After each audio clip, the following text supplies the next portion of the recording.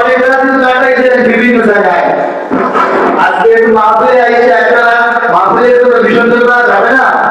বাহিরে এমন জায়গাটা আছে যুবকেরা জীবনে তো কত আগে রিক্সা দিয়ে কাটাই গেলা, আজ ছুটি আবার 14 ফেব্রুয়ারি নাও সুবিধা খায় ভালো লাগে চাও যুবকেরা আপনারা দৌড়ায় রিক্সা দিকে মাওলা থেকে না দৌড়ে যুবকেরা যদি দৌড়ে ওই রিক্সা দিকে বাগান থেকে তখন কিন্তু মাওলা তোমার আমাদের ময়দানে বাগান থেকে নিয়ে একটা কথা বলে দেখি না মাওলা থেকে পাগল হয়ে যদি আজকে মাহফিলের ময়দানে আসতে পারো হয়তো বা মাওলা জীবনের সমস্ত গুনাহ মাফ করে দিতে পারে কি পারে না?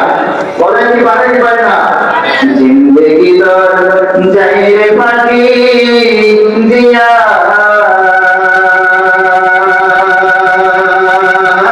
রে সোনারা তো জিন্দেগি দর যাই ফাঁকি দিয়া জিন্দেগি তোর যাইরে ফাঁকি দিয়া রে সোনারা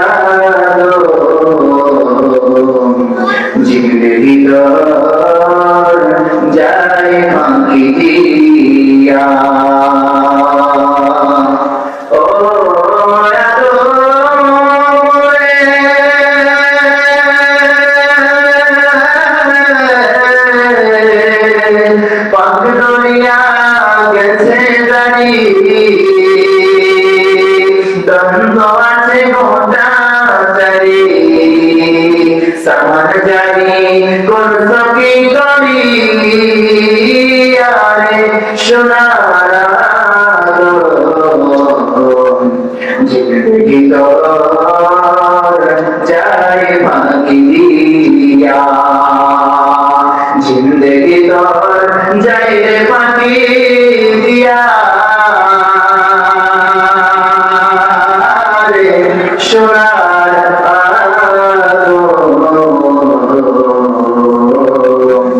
জিন্দেগি তোর যাই ফাঁকি দিয়া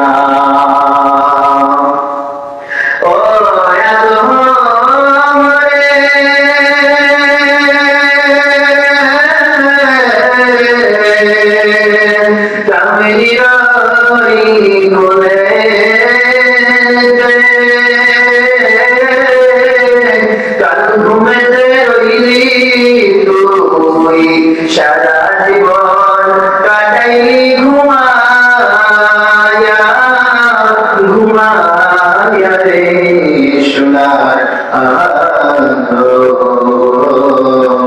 জিন্দেগি তোর যাই ফাঁকি দিয়া জিন্দেগি তোর যাই রে ফাঁকি দিয়া রে সোনার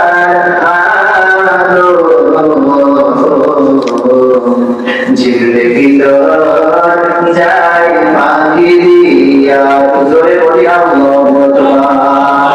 এই আমার ধাবাসীও ধাবাসীও মুসলমান কোনদিন তোমার আমার মৃত্যুর খবর চলে আসে কোনদিন জানি কোন মসজিদের মাইকে আলান হয়ে যায় তোমার আমার নামটা কোনদিন জানি আলান হয়ে যায় জানি না মালাকুল মউত কোনদিন তোমার আমার বাড়িতে চলে আসে ওই মালাকুল মউত আসার আগে আমরা আমার নিজের আমলকে পরিবর্তন করে যদি না আসতে পারি আমার মাওলা কোন ঘোষণা ইয়া আইয়ুহাল্লাযীনা আমানু আক্কাদ তুকাতিহি ওয়া লা তামুতুন্না ইল্লা ওয়া আনতুম মুসলিমুন আমার মাওলা কিন্তু ঘোষণা দিয়েছে ওরে ইমানদার মুসলমান আমি মাওলার কবরে আইসো ভালো করিয়া বিদায় শুনে আইসো আমি মাওলার কবর কেমন আমার মাওলার কিন্তু কোথাও কোরআনে কোথাও বলে নাই যে মুসলমান মেম্বার না হয়ে আইসো না চেয়ারম্যান না হয়ে আইসো না এমপি না হয়ে আইসো না মন্ত্রী না হয়ে আইসো না আমার মাওলার কিন্তু ডাকতে বলতে মুসলমান না হইয়া আমি মাওলার কবরে আইসো না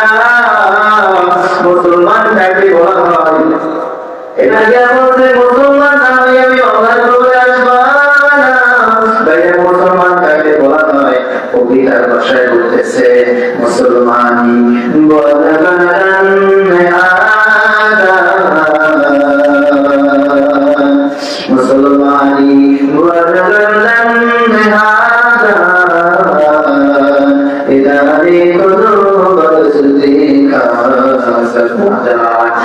মুসলমান হলো প্রথমে কালেমা পাঠ করে ওই কালেমার প্রতি গলায় লাগাইয়া আমার মহান রব্বুল আলামিনকে এক বলে স্বীকার করা, আমার নবীকে এক বলে স্বীকার করা, আমার নবীর সুন্নাতকে আপনার বাস্তবায়ন করা। আপনি আমি মুসলমানের ঘরে জন্ম নিলেন, মুসলমান হওয়া চাইব। নবীর ঘরে জন্ম নিয়েও কিনান কিন্তু কাফের ছিল। আমরা তাকে মুসলমানের ঘরে জন্ম নিয়েও যদি মুসলমান হওয়া চাইব। ইব্রাহিম নবীর পিতা লুকমান সে কিন্তু ছিল কাফের। মালিকের শুকরিয়া আদায় করি না। আমার মাওলা কিন্তু ডাক দিয়া বলছে, এ বান্দা বান্দি কোন কাজে তোকে বিরত রাখলো? আমি মাওলাকে ডাকতে, আমি মাওলার কথা শুনতে, আমি মাওলাকে ডাকার জন্য তোকে কোন কাজ থেকে বিরত রাখলো? ইয়া আইয়াতুহান নাফসুল মুতমাইন্না, এ বান্দা বান্দি আমি মাওলা তো তোকে সবসময়, আমি মাওলাকে তোকে সবসময় সুযোগ দিয়ে থাকি। আর আমি মুস্তাকিম মারবিয়ালা বান্দাকে আমাকে ডাকতে দেরি, আমি মাওলা তোকে মাফ করতে দেরি করব না। ভাইয়া বেশি বেশি মাওলাকে ডাকতে হবে। আর মাওলাকে ডাইকে শুনে মাওলার খবরে যাইতে হবে। ওই খবরে আযাব বড় ভয়ঙ্কর, ওই খবরে আযাব কেমন? ভাইয়া খবরে আযাব শব্দ আযাব কবরুন, আযাব কোন কবরুন আযাব দেখিয়ে বলেছেন কবর আযাবে এমন অবস্থা হবে, দুনিয়ার হাতে যদি আগুন লাগে হাত পুড়িয়ে যায়, দুনিয়ার আগুন পায়ে লাগলে পাও পুড়িয়া যায়, দুনিয়ার আগুন ওই গায়ে লাগলে গাও পুড়িয়া যায়। ওই কিয়ামতের কঠিন ময়দানে বান্দা যখন বলবে, মালিক একটু পানি পান করাও, পানির পিপাসা বান্দায় দৌড়াদৌড়ি করতে থাকবে, দৌড়াদৌড়ি করতে থাকবে। আমার মাওলা রব্বুল আলামিন পানি পান করার জন্য ফেরেশতাদেরকে অর্ডার করবে, এমন ঠান্ডা পানি পান করাবে, পানি সামনে আনার সঙ্গে সঙ্গে ওই বান্দা বান্দির সমস্ত চাপ বরফ বিপরীত হয়ে যাইবে, বান্দা বান্দি পানি পান করতে পারবে না। এবার বান্দা বান্দি ডাক দিয়া বলবে, মালিক কেমন পানি দিলা, ঠান্ডার কারণে শরীর সব গরম হয়ে গেছে, একটু গরম পানির ব্যবস্থা করিয়া দাও। আমার মাওলা ডাক দিয়া বলল, ফেরেশতারা ওরে একটু পানি পান করে আসো, গরম পানি, এমন গরম পানি নিয়ে আসবে, মুখের কাছে আনার সঙ্গে সঙ্গে তো ভালো। আমার নবী আমাদের কথা বর্ণনা করতে গিয়ে বলছেন, ওই পানি যখন সামনের দিকে আনবে, ওই পানি জাহান্নাম, ওই জাহান্নাম কেমন? কবরের মাটি বলবে কেমন জোরে চাপ দিবে, নাফরমান দেখলেন মুনাফিকের কবরটা এমন সংকীর্ণ হয়ে যাবে। মায়ার নবী উদাহরণ দিয়ে বলেছেন, দুই হাতের আঙ্গুল যেমন এক ফাঁকা করিয়া অন্য আঙ্গুলের মধ্যে ঢুকিয়া যায়, বলেন না আমার বেঈমানের কবরের দুই পাশের মাটি এমন ভাবে চাপ মারবে, সঙ্গে সঙ্গে এক পদের হাড্ডিগুলো অন্য পদের হাড্ডির সঙ্গে মিলিয়া যাবে। ভাইয়া ওই জাহান্নামের আযাব সহ্য করতে পারবো না। আল্লাহ আপনি আমাদের সকলকে মাফ করিয়ে দেন, সকলে বলি আমিন। ভাইয়া আমার নবী সাল্লাল্লাহু আলাইহি ওয়াসাল্লাম এজন্য বারবার বলছেন, ওই কিয়ামতের কঠিন ময়দানে নামাজের হিসাব নেওয়া হবে। আউয়ালু মা ইউহাসাবু বিল আবদু ইয়াওমাল কিয়ামাতিস সালাহ। সব সময় আমার নবী নামাজের কথা বলতে সাহাবায়ে কেরামদেরকে, বেশি বেশি তোমরা নামাজ পড়ো। আজকে আমরা নামাজ পড়ি না, তখনের সময় মসজিদে মুসল্লি নাই, মসজিদে ডাকতেছে মুয়াজ্জিন সাহেব, সালাতু খায়রুম মিনান নাওম, অথচ মসজিদে মুসল্লি নাই। মুয়াজ্জিন সাহেব বলল, ঘুমাইতে গেলাম, নামাজ পড়ো, তুমি ঘুমাইও না। অথচ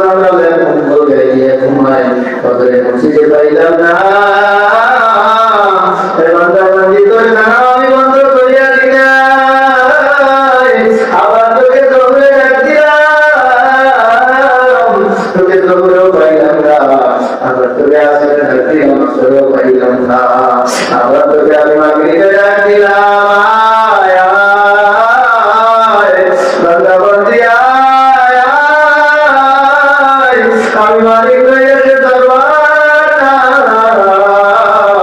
আমি মাওলা পাক রব্বুল আলামিন আমার ইশারা করে ডাক দিলাম, এই বান্দা বান্দি তোকে পাইলাম না, তারপর আমি তোকে খানা বন্ধ করি না, তোর বাবা বন্ধ করি নাই, আমি মাওলা করে ডাকি আয় আয়, কুল ইয়া ইবাদিয়াল্লাযীনা আসরাফু আলা আনফুসিহিম লা তাকনাতু মির রাহমাতিল্লাহ ইন্নাল্লাহা ইয়াগফিরু যুনুবা জামিআ ইন্নাহু হুয়াল গফুরুর রহিম। বান্দা বান্দা আমি তোদেরকে নাম দিলাম, তোরা গুনাহ করবে এটাই স্বাভাবিক, আমি মাওলার দরবার তওবা করব খোলা আছে, আয় আয় তোরা তওবা করবি আয়, আমি মাওলা তোদেরকে ফেরত দিব না।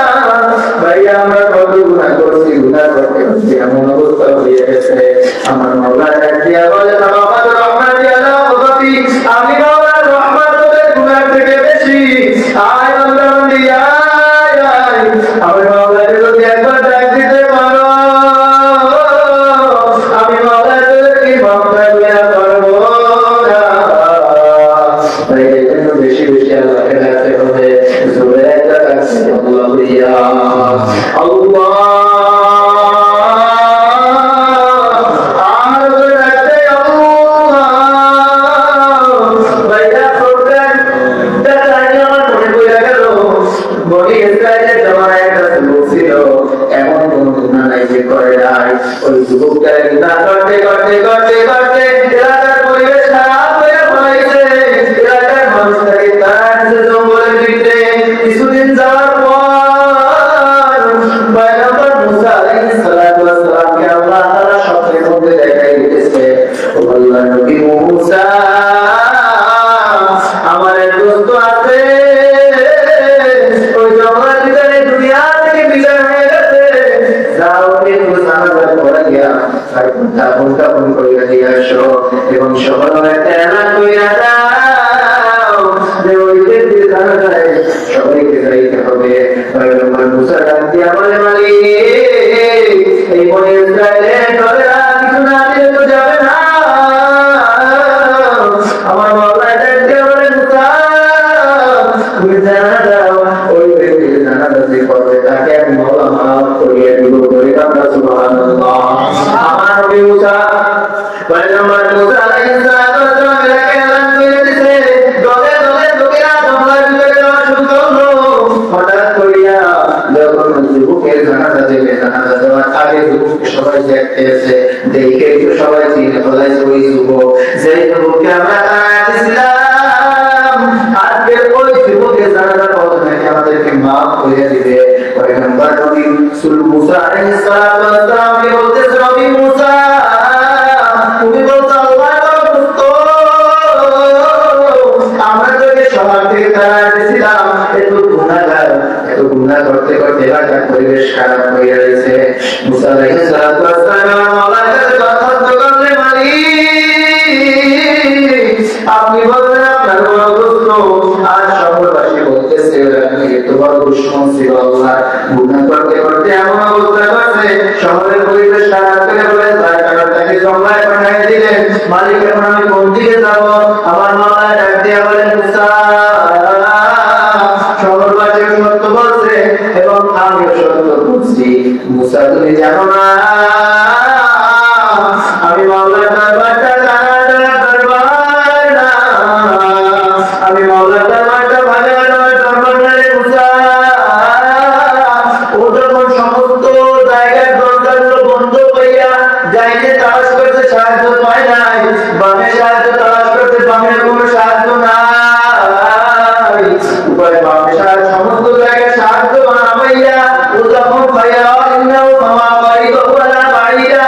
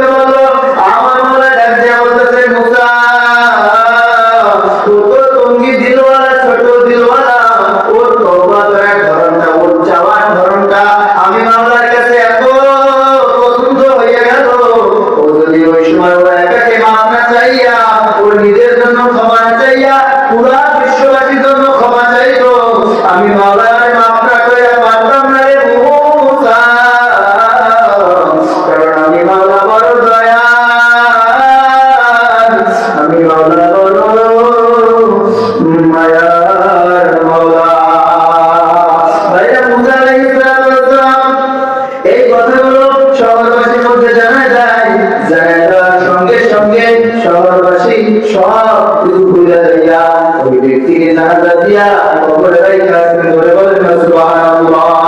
তাহলে বেশি বেশি মাফ করবেন, বেশি বেশি আল্লাহ তাআলাকে ডাকতে হবে।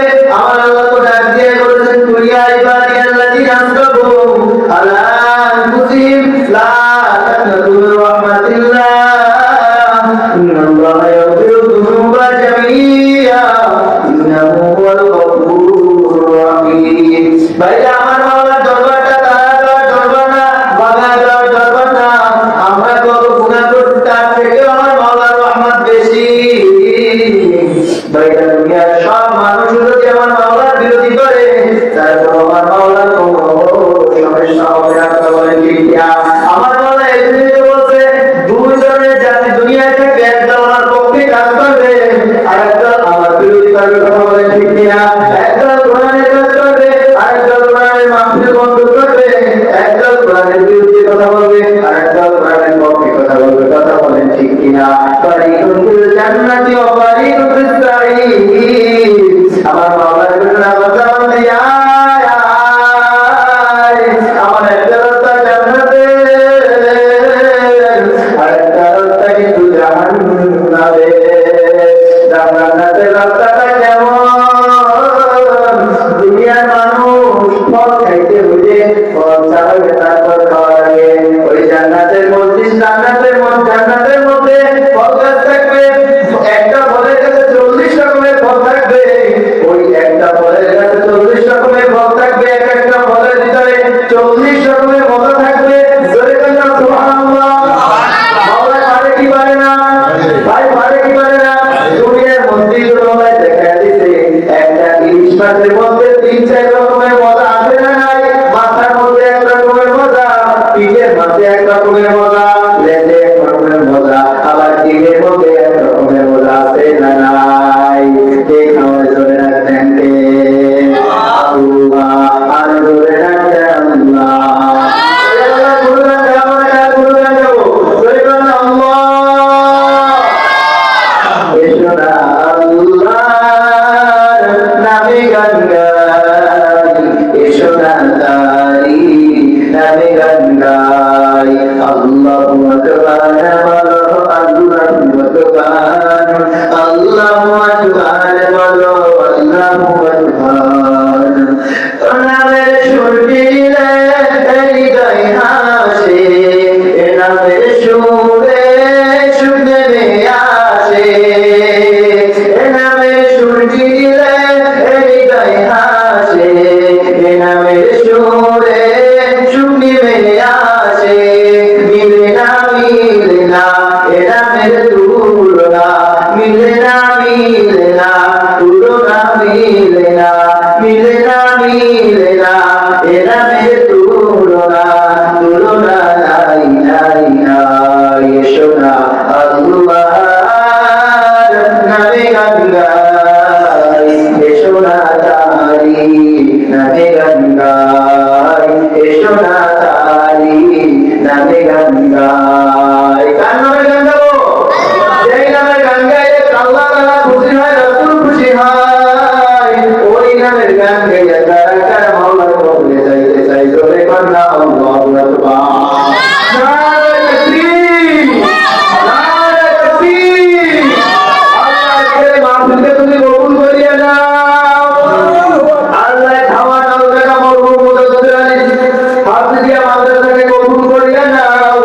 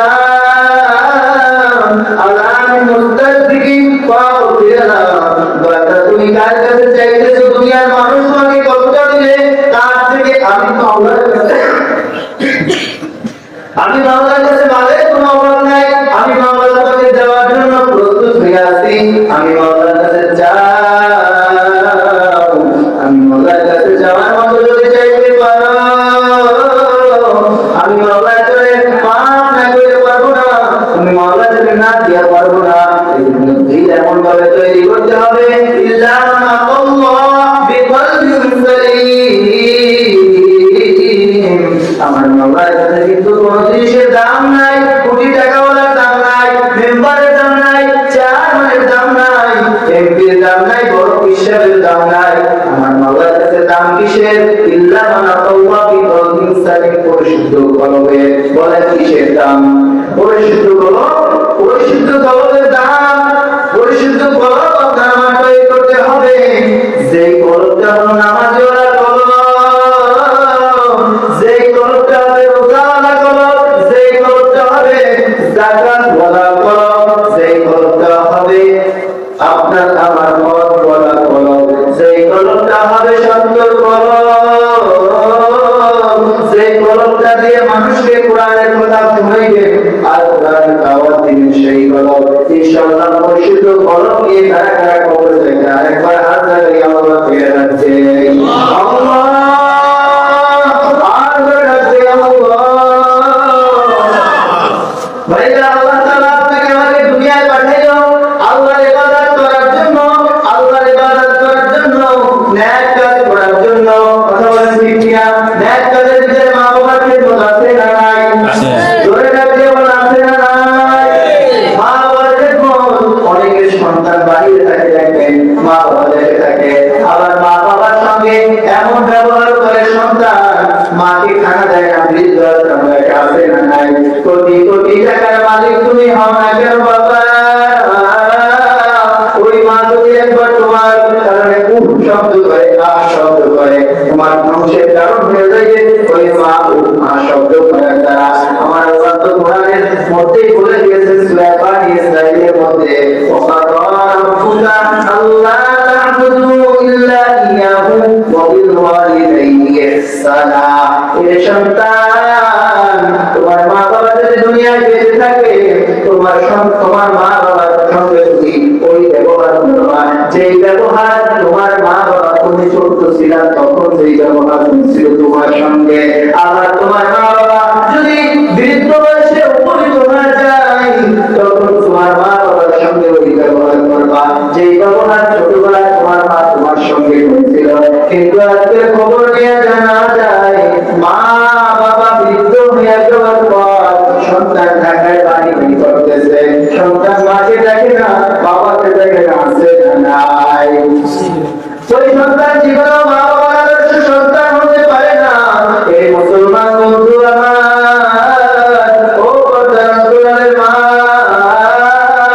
ও বাবা, ও বৃদ্ধ বাবা, ও যুবক ভাইরা, বাবা বলিয়া খেয়াল দিয়ে শুনবে, মা সন্তানকে কতটা ভালোবাসে। এই কয়েক বছর আগে আপনারা হয়তো পত্রিকার মধ্যে দেখতে পারেন একটা সন্তান মায়ের থেকে বিদায় নিয়ে, বাবার থেকে বিদায় নিয়ে সন্তানের বাবা নাই। আমি প্রায় সময় ঘটনাটা বলিয়া থাকি মানুষকে বোঝানোর জন্য যে মা এবং সন্তান, মা এবং সন্তানের মধ্যে কতটা মহব্বত না হয়।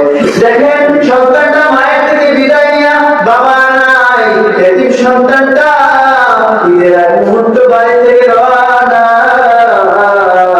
আমরা পটুয়াখালী থেকে, ঢাকা থেকে, একটা বরিশাল থেকে লঞ্চ আসছে, পিনাম ছয়গঞ্জ, খবরে পত্র দেখাইছে লঞ্চটা যখন গতি যাত্র পদ্মা নদীর মাঝখানে গেছে, সন্তান মায়ের কাছে ফোন দিছে, ডাক দিয়া বলতেছে মা সকালবেলা তোমার সাথে কথা বলবো, তুমি ঔষধ খেয়ে তারপরে ঘুম যাও। ও মা আমার জন্য দোয়া করো, আমি আব্দুল্লাহ, আমি সুন্দর করে যাই একটু যেন পৌঁছাইতে পারি। রাত্র যখন গভীর, ওই সন্তান আব্দুল্লাহ ঘুমায়, মাও ঘুমাইতেছে, হঠাৎ করিয়া ঝড়ের মধ্যে রংসার তলায় গেছে। এবার আব্দুল্লাহ কোনো খোঁজ নাই, 2-3 দিন হয়ে গেল, আব্দুল্লাহ ফোন দেয় না, মায়ের ফোনে ফোন দেয় না। আব্দুল্লাহ মায়ের কথা কি মনে পড়ে না? মা সঙ্গে সঙ্গে টিভি অন করছে, সকালবেলা টিভি অন করে দেখতেছে, টিভি নিচে লাইন লেখা আছে রাত্রে যে লঞ্চ বরিশাল থেকে ছাড়ছিল পিনাম ছয়গঞ্জ, ওই লঞ্চটা পদ্মা নদীর মাঝে জায়গা ডুবে গেছে। বারে বারে ডাকিয়ে বলে আব্দুল্লাহ, ওরে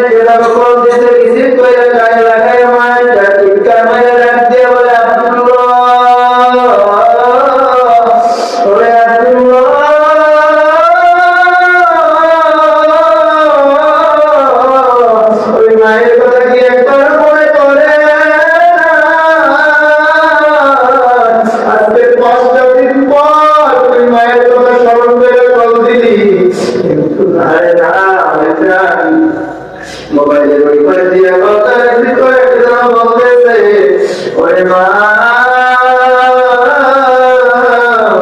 আমি তোমার সন্তান আব্দুল্লাহ না, আমি তো পদ্মা থানার ওসি। ও মা, তোমার আব্দুল্লাহ বাচ্চা তুমি গিয়া যাও। ওই 5 দিন পরে আব্দুল্লাহ মাথা ভাই খবর পাইলো। খবরটা পাওয়ার পরে সঙ্গে সঙ্গে আব্দুল্লাহর মা ওই পদ্মা থানায় যাইয়া দেখতেছে মানুষ লাশে দাঁড়ে গিয়ে আছে না, কারণ রাস্তা পরিচয় বন্ধ হয়ে গেছে। আব্দুল্লাহর মা দৌড়ে যাইয়া আব্দুল্লাহকে কোলে নিয়া এখানে চুমুকায়, ওইখানে চুমুকায় বলে, আব্দুল্লাহ রে, তুই বলছিস মা তুমি ঘুমায় যাও, সকালবেলা তোমার সাথে কথা হবে। আজকে 5 দিন হয়ে গেল আব্দুল্লাহ,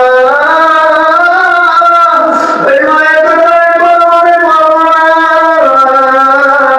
ওই মায়ের মুখটা কি তোর মনে পড়ে না? বাইরে তারা দাঁড়াইছে, তারাই বলেছে আব্দুল্লাহর মাকে। আব্দুল্লাহর মা এমন ভাবে তার সন্তানকে চুমু খাইছে, পচা গোস্ত গুলো মায়ের চোখের সঙ্গে লেগে গেল। আমার গলায় ডাক দিয়ে বলে, বান্দা বান্দিরা, ওই মায়ের থেকে আমি মাওলার মায়া বেশি, আমি মাওলা, আমি মাওলা, আমি মাওলার মায়া বেশি, আমি মাওলার দয়াও বেশি। এ বান্দা বান্দিরা ভুল করতো, আয় আয় আয় আয়, আমি মাওলার কাছে মাপ চাবি, আমি মাওলার কাছে মাপ করতে দেরি করবো না। এখন যারা মাকে কষ্ট দেয়, বাবাকে কষ্ট দেয়, ও ভাই, মায়ের কথা শোনা না, বাবার কথা শোনো না, আম্মুরে আম্মুকে ডাক দাও। আর তুমি জিজ্ঞেস করো তার মা নাই, তার বাবা নাই, তুমি একবার জিজ্ঞেস করো ভাই, তুমি তো মায়ের ডাক দাও, তোমার মনটাই কেমন লাগে? যার মা নাই সে বলে মার কত ব্যথা। জিজ্ঞেস করো তোমার কি মনে চায় না মাকে একবার ডাক দিতে? একবার সঙ্গে সঙ্গে চোখ থেকে পানি চাইয়া বলবে, ভাই আমার তো মা নাই, আমার মাকে একবার তুমি ডাক দিতে পারতাম, তুমি আগের থেকে আর মজার কিছু হইতো না। এখানে আমি আমার বাবাদেরকে বলবো, ভাইদেরকে বলবো, এখন তাদের মা আছে, বাবা আছে, মা বাবা কত বড় নেয়ামত, যখন থাকবেন না তখন বুঝবে। মা বাবা যাদের আছে বেশি বেশি খেদমত করে। আমার মা নাই, বাবা নাই, এমন এমন যারা আছে বেশি বেশি মায়ের জন্য দোয়া করবে। যাদের মা আছে খেদমত করবেন, বাবা আছে খেদমত করবেন। আর যাদের নাই তারা একটু বাবার কাছে যাইয়া বলবেন, রব্বি রাহমহুমা কামা রাব্বায়ানি সগীরা। আল্লাহ আমাদের সকলকে কবুল করুন, বলি আমিন। ভাইয়া, আল্লাহ দুনিয়াতে আপনাকে পাঠাইলো নেক কাজ করার জন্য। আল্লাহ তাআলা রাব্বুল আলামিন নেক কাজের ভিতরে নামাজ আছে না নাই? রোজা আছে না নাই? এই সামনে রোজা আসছে, আমার মাওলা পাক রাব্বুল আলামিন রমজান মাসে কেমন বরকত দিল। শাহরু রমাদান আল্লাযী উনজিলা ফীহিল কুরআন। আমার মাওলা ডাক দিয়া বলে, বান্দা বান্দিরা, এই রমজান মাসে আমি কোরআন নাযিল করলাম। এই কোরআনের সঙ্গে যারা থাকবে তাদের সম্পদ, তাদেরকে আমি উচ্চ মাকাম দান করে দিলাম।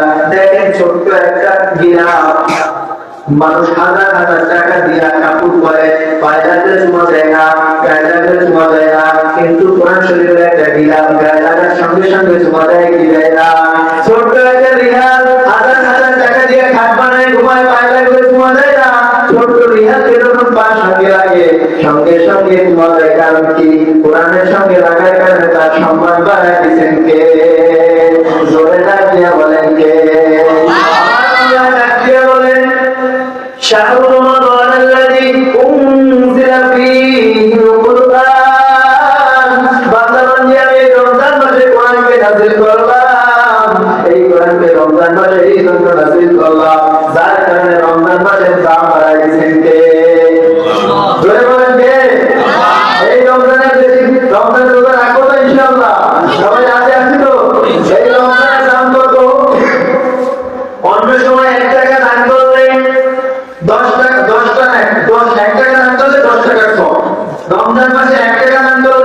টাকার সব, কয় টাকা? 70 টাকা। প্রত্যেকটা জিনিস সংসারে দেখবেন কোন জিনিস